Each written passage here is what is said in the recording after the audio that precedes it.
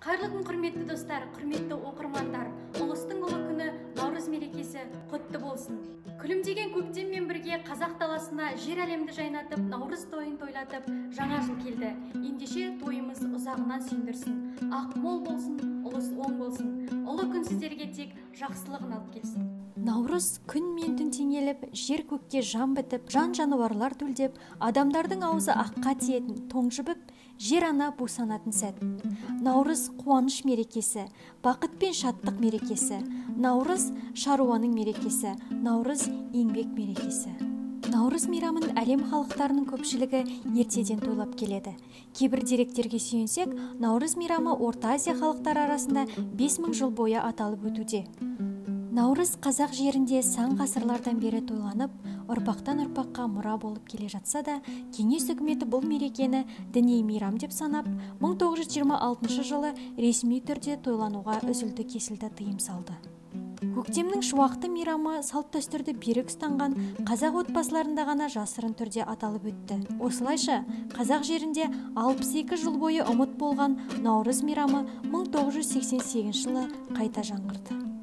Наурыз мерекесі 1991 жылы 15 наурызда Қазақстан Республикасының тұңғыш президентінің қаулысының негізінде мемлекеттік мәртебеге ие болды.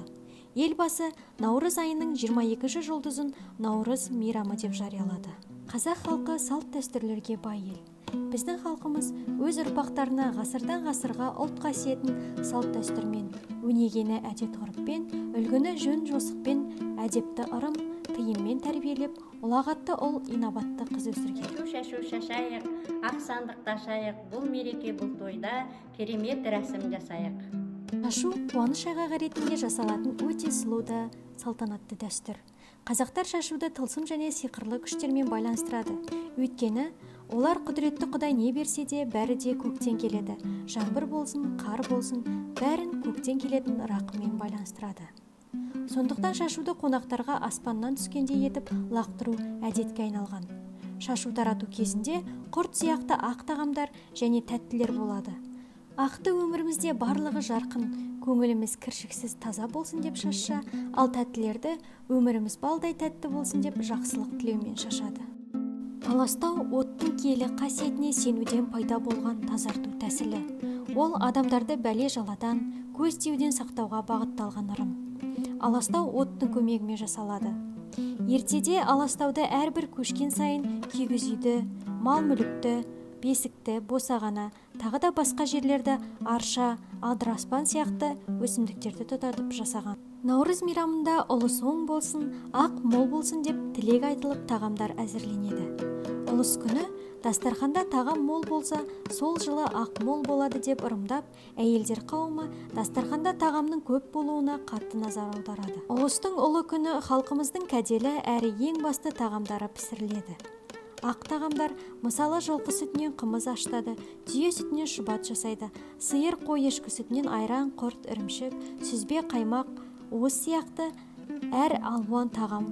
Ал оннан нан, қиықша, шелпек, жарма, нан салма. Еттен қазақша ет және еттің сорпасынан наурыз көже жасайды. Наурыз мейрамында жасалатын басты ұлттық тағам ол наурыз көже. Наурыз көже ұлыстың ұлы күнінде қасиетті 7 санымен 7 түрлі тағам салынып, аса баптап әзірленетін өзіндік сыр сипатқа ие ұлттық тағам.